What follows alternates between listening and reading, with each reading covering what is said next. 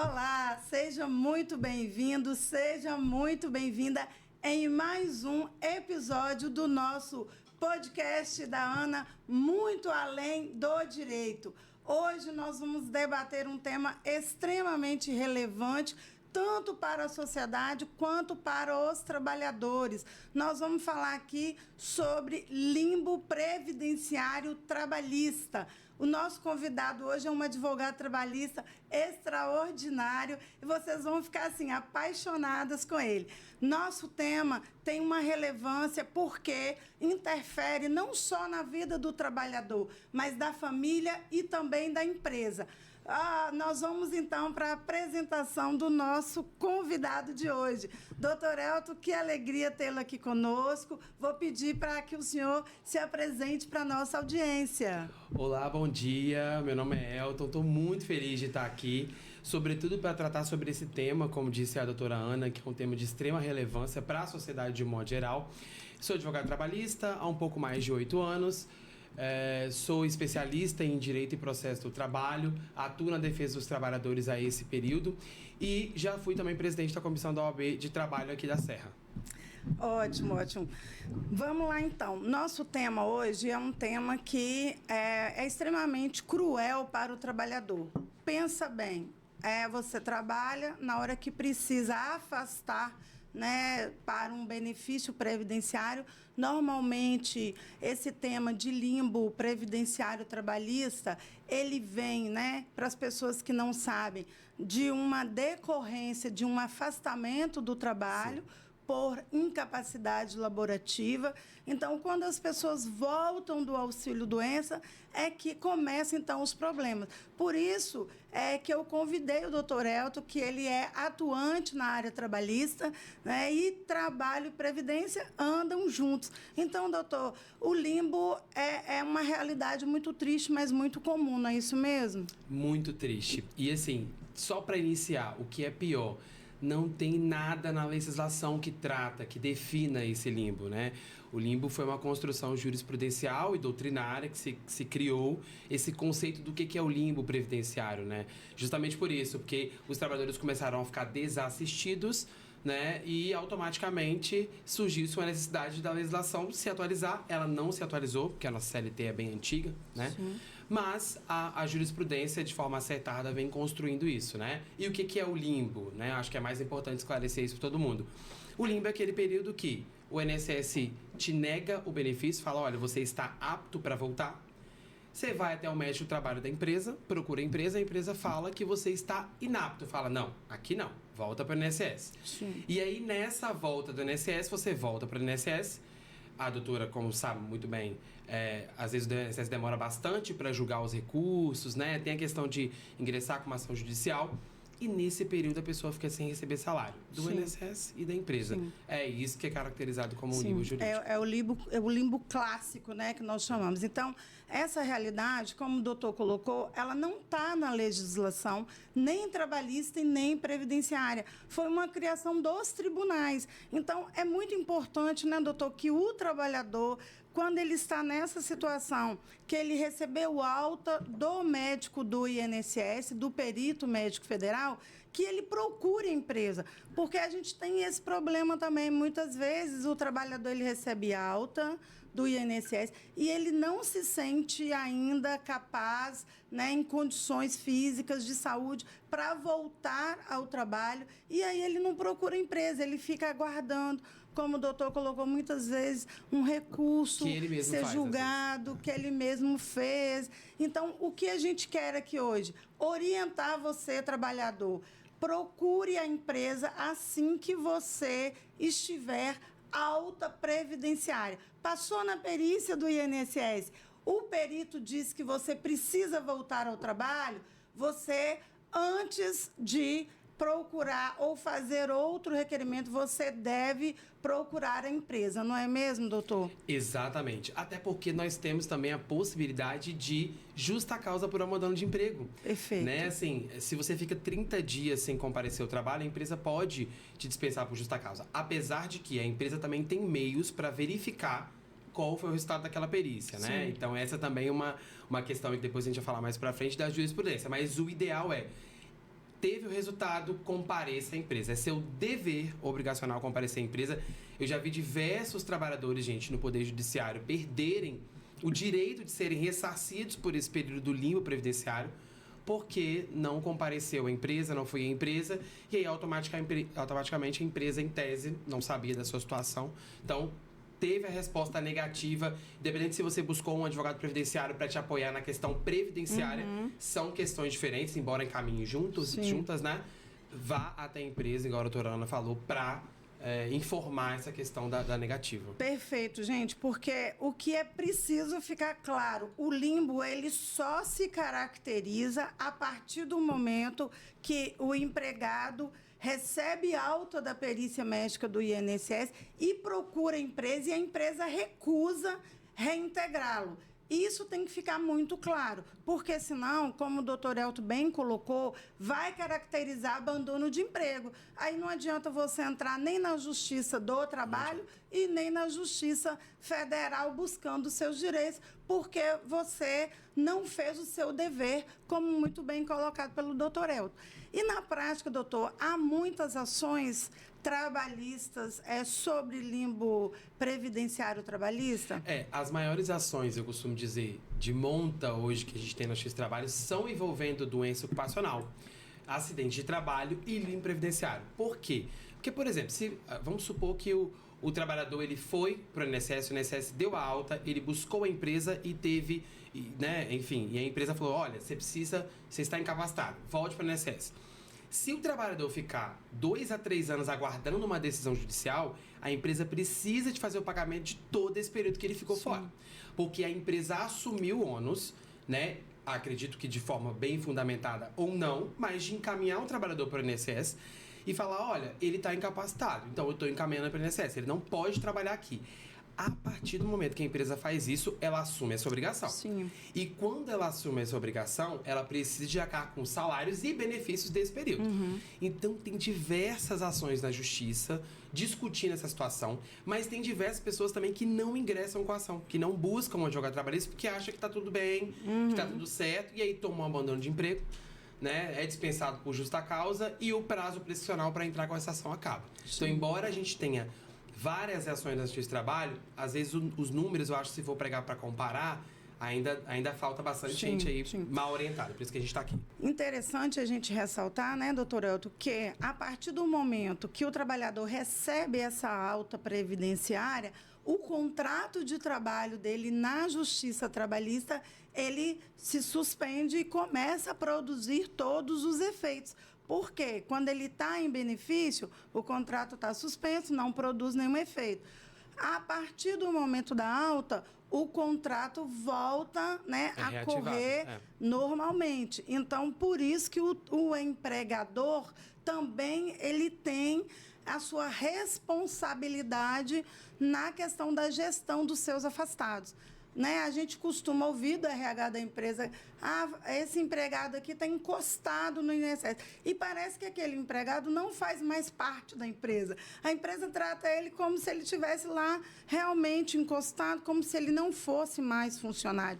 E é esse cuidado que a empresa tem que orientar o seu RH, né? Ela tem que ter uma orientação específica para fazer a gestão desses afastados. Como o doutor muito bem falou, a gente agora tem uma ferramenta que a empresa consegue, né, analisar, entrar no sistema do INSS, né, no Gerid, como o advogado consegue, ela consegue entrar como conveniada e o RH consegue acompanhar se essa pessoa está em benefício ainda ou não. Se ela não tiver, também qual é o dever da empresa, que é a responsabilidade que eu falo, chamar este empregado para passar no Serviço de Saúde Ocupacional e fazer o ASO. É exatamente isso que você falou. E assim, essa questão da gestão de afastados é uma questão muito preponderante, porque as empresas não têm essa gestão. É o que a senhora falou. Os clientes, os trabalhadores ficam de contrato suspenso e ficam afastados, e é como se eles não fizessem mais parte do quadro da empresa. Mas tem que continuar, por exemplo, pagando plano de saúde. Se for afastado por acidente de trabalho, tem que continuar pagando FGTS, Inclusive, nós temos vários casos de rescisão indireta, porque durante o período de afastamento, afastado por auxílio acidente de trabalho, a empresa para de pagar FGTS. Não pode, tem que continuar pagando FGTS. Sim. Então, assim, é uma questão muito complicada. A empresa tem responsabilidade nessa gestão de afastados. Inclusive, quando ela encaminha para o INSS, estou entregando um papelzinho aqui, encaminhei para o INSS. Ela precisa de acompanhar esse trabalhador. Ela precisa te perguntar, estabelecer uma periodicidade para o RH entrar em contato e falar, olha, você vai ser encaminhado para o INSS, mas você tem que fazer isso, tem que fazer aquilo. Mensalmente perguntar, olá, fulano, como é que você tá? Tá tudo bem? Os juízes, inclusive, consideram isso na hora de condenar ou não a empresa em danos morais. Que neste caso do limbo, o dano moral em tese é em ré ipsa, mas ele, ou seja, em ré ipsa, né? Explicando para o nosso público. Explica aí. É objetivo, né? Ele é automático. Digamos assim, aconteceu a situação fática, que é o limbo previdenciário, automaticamente é condenado dano moral. E esse dano moral pode aumentar se houver essa falta de atenção da empresa. Essa omissão, né? Porque é uma omissão do empregador em acompanhar, né, os seus funcionários durante esse período que eles estão no INSS. Outra questão importante é que, além do funcionário também ter o dever de voltar à empresa, falar, olha, avisar o RH, eu estou de alta, marca para, né, a questão para eu passar no setor de saúde ocupacional. E a gente sabe também que esse setor de saúde ocupacional tem problemas, que também é um setor que, às vezes, ele contribui para a permanência do limbo. Porque nós temos limbo aí, gente, de 1 ano, 2, 3. Eu já doutora. Peguei até de 3 anos. Mas o que você fez durante esse período? Eu ia na empresa, mandava eu passar no médico do trabalho. E cada vez que eu médico do trabalho era uma empresa, porque a gente sabe que elas são terceirizadas. E aí, como o terceirizado, ele não tem tanto compromisso com a empresa, muito menos com o trabalhador. Não conhece a realidade da empresa, né? O médico de trabalho terceirizado é aquele que você vai lá fazer o ASO. E aí, geralmente, ele não conhece aqui a realidade ali de como é o trabalho, de como se deu aquilo tudo. São poucas, são as grandes empresas que mantêm médico de trabalho interno, né? Que tem a fichinha de acompanhamento, mas a maioria não tem. Então, isso, né? O trabalhador não se sinta culpado por esse período de limbo, né? Porque tem muito esse sentimento de culpa. Sim. Poxa, mas aí a empresa não me mandou mensagem, eu também não mandei, eu fiquei 2 anos agora sem receber salário e saiu uma decisão não tão boa do INSS ou contemplando só determinado período. Sim. Não se sinta culpada, a culpa não é sua. A empresa que assumiu a obrigação por um médico de trabalho, se era contratado de terceirizado ou não, de te encaminhar para o INSS, falar que você estava inapto, então a culpa não é sua, a culpa literalmente é da empresa.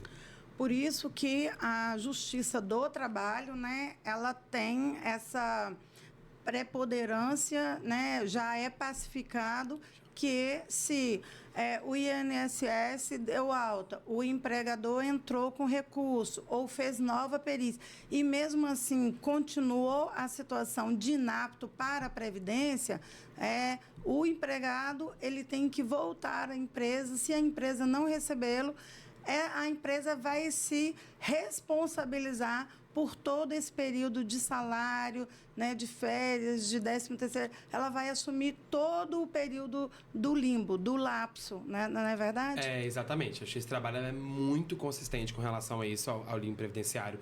Digamos que até de certa forma intolerante, né? As suas decisões do TST bem atualizadas nesse sentido de que, uma vez que o trabalhador chegou na empresa, teve alta no INSS, voltou para a empresa e a empresa negou, né, a volta e falou, olha, você está incapacitado, automaticamente induz esse limbo e esse período é de responsabilidade da empresa. Sim. Agora, atenção, que a doutora Ana já falou desde o início, o trabalhador precisa de comparecer na empresa, voltar quando ele tiver a alta no INSS. Ele precisa ir lá e falar, olha, eu tive alta.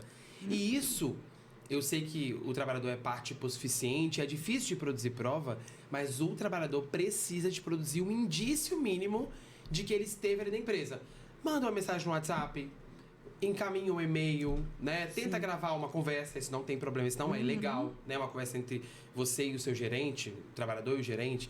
Então, se não produzir prova, também fica complicado. Sim. Porque também temos o limbo do período que o trabalhador, ele não aceita a resposta do INSS. Exatamente. Que não é o clássico, né? Que foge do clássico. Porque quando você, trabalhador, não aceita a resposta do INSS, fala, não, eu não tenho condições de voltar a trabalhar, eu estou incapacitado. E busca por meios próprios também recurso, judicialmente falando, que na maioria das vezes é acatado, que a gente sabe que o INSS tem decisões bem complicadas, sim, né? Sim. Esse limbo, ele se difere um pouco desse outro. Porque, veja, nesse outro, a empresa que assumiu, né? E neste outro limbo, a empresa não assume nada. Eu já vi decisões até de meio a meio, sabe? O juiz fala, não, culpa o concorrente aqui. Sim. Porque você deveria ter procurado a empresa e ficou empresa em também. casa aguardando julgamento de recurso administrativo previdenciário. E não avisou a empresa, porque eu já tive também cliente assim que me procurou depois de 2 anos. Falei, mas o que você ficou fazendo em casa? Eu estava aguardando o recurso. Não pode ser, você tem que voltar à empresa, você tem que dizer o que está acontecendo e a empresa te encaminhar para o médico do trabalho. Porque tem até a questão da hierarquia, né, dos atestados médicos. Então, a gente tem uma lei na Justiça do Trabalho, né, antiga, mas que vai até hoje, né, que diz isso, olha, a decisão do médico do trabalho, por ser um médico ligado a uma instituição, um órgão federal, ele tem, né, preponderância sobre o médico do trabalho e sobre o médico assistente, que muitas vezes o trabalhador, ele fica pegado ao laudo do assistente. O médico dele. Do médico dele, médico do médico particular. Né? E é o atestado, gente, entre, né, as profissões dos médicos, não há hierarquia. Nós estamos falando em hierarquia nessa questão aqui de perícia médica, né, de normatização para avaliação de incapacidade. Então, o médico perito federal, que é o médico que faz perícia para o INSS, ele tem preponderância. É muito bom a gente esclarecer isso, porque tem muita gente que não sabe. Exatamente. Inclusive, por que o médico trabalha em tese, ele tem preponderância sobre o seu médico particular, ou o médico do SUS, do postinho de saúde, o médico do UPA e por aí vai? Porque, em tese, ele tem intimidade ali com as atividades da empresa, porque o médico trabalha isso, é saber relacionar se você está incapacitado para o trabalho. Porque você pode ter uma doença que não te capacita para o trabalho, né? Sim. E aí o médico trabalha como conhece a rotina da empresa? Em tese, pelo menos eu deveria, né? Ele automaticamente deveria ter maior conhecimento nesse sentido. Ele deveria ter maior capacidade de entender, olha, a doença da pessoa, ela tem relação com o trabalho. Então, por isso que, em tese, ele está numa hierarquia acima do seu médico assistente. Mas em hierarquia somente para fins legais, né? Sim, isso mesmo. E uma coisa legal, gente, é que há um projeto de lei para poder regulamentar essa situação do limbo previdenciário trabalhista. Porque, como nós falamos, não tem uma lei que regulamenta, né? Só tem jurisprudência, decisão dos tribunais. E agora, com esse projeto de lei, vai ficar menos polêmico, vai ficar menos dramático para o trabalhador, porque eu acredito que a solução ela vai ser mais rápida. Já na seara trabalhista, doutor, a gente já tem a súmula 300, que também protegeu o trabalhador para que ele não perca a qualidade de segurado, ou seja, ele mantenha dentro do sistema do INSS enquanto ele estiver em limbo, né? Então, por exemplo, ele está em limbo há 2 anos, há 3 anos. Enquanto a empresa não encerrar o contrato de trabalho dele, ele vai manter a qualidade de segurado. Ele não vai perder, mesmo não contribuindo. Ele vai ficar dentro desse período de graça. Então, o tema 300 da TNU veio botar uma pá de cá em cima disso e assim, pacificar e resolver essa questão, que ele vai continuar podendo pedir novo benefício, ele vai poder tentar novas perícias. Aí, é assim, se você não conseguir na seara previdenciária e você tiver esse lapso sem pagamento e sem benefício, você vai precisar, sim, entrar na Justiça do Trabalho. Não ter para onde correr. Mas é muito bom o TNU ter consolidado isso, né? Porque a pessoa, pelo menos de forma previdenciária, ela fica acobertada ali de possibilidade de fazer um novo requerimento, dessa vez bem instruído, porque a gente sabe que muitas pessoas procuram o INSS sem o acompanhamento de um advogado, acha que não é necessário, né, de um especialista na área previdenciária, e acaba ali colocando os pés entre as mãos, digamos assim, e não consegue fazer um requerimento bem instruído. E aí acaba atrapalhando uma decisão de uma favorável. Agora, na Justiça do Trabalho, foi o que a gente falou. A Justiça do Trabalho até hoje é bem intolerante com relação ao limbo. É claro que é analisado cada situação, né? Tem essa busca aí pela verdade real, o princípio da primazia da realidade, para ver o que aconteceu. Bom, o trabalhador foi na empresa ou não foi? Qual que é a evidência de que ele foi? Tá, mas e você, empresa? Você buscou o trabalhador? Você foi lá para saber? Você mandou uma mensagem no WhatsApp? Qualquer coisa para perguntar. Você entrou no sistema lá que você tem acesso, saber. Né? Começou desde quando esse sistema? Eu não lembro. Tem 3, 4 anos. Olha isso. Então já deu tempo para as empresas se adequarem, muito mais que tempo, né? Para fazer essa gestão de atestados médicos, de afastados, né? Que eles não fazem. Então, assim, o Justiça do Trabalho é intolerante, mas há casos e casos. Você, trabalhador, também precisa ficar atento, correr para a empresa assim que tiver uma negativa, para que depois você não seja culpado meio a meio, né? Não tenha culpa concorrente e você acaba perdendo os salários daquele período ali que você deveria receber, porque é culpa da empresa, não se sinta culpada por isso. Sim, exatamente. 2022, 3 anos. Que período bom já. O INSS passou a disponibilizar para o empregador, né, o PAT, né, que é o portal de atendimento, né, da Previdência. Então, ele tem acesso. Tem acesso e pode fazer essa gestão de afastados, porque se eu encaminhei o trabalhador de volta para o INSS, falei, olha, a decisão do INSS está equivocada, você não está apto, minimamente a empresa tem que ter fundamentado isso. Então, se ela fundamentou, lá na Constituição Federal fala que é dever, né, da sociedade como um todo, inclusive as sociedades empresariais, se preocuparem com a saúde do trabalhador. Então, ele é seu empregado, ele foi bom para você até agora, né? É dever da empresa, né? Manter o ambiente de trabalho saudável, né? Seguro. Pelo amor de Deus. Então, assim, a empresa precisa de ir até esse trabalhador e buscar, olha, te encaminho para o INSS de forma fundamentada, pelo menos em tese, como é que você tá? Tá tudo bem? Como é que estão as coisas, né? Isso em doença comum. Doença por acidente de trabalho é pior ainda. O abandono, ele acontece pior ainda. Doença ocupacional, acidente de trabalho, geralmente o que a gente vê são empresas completamente despreocupadas com a saúde do trabalhador.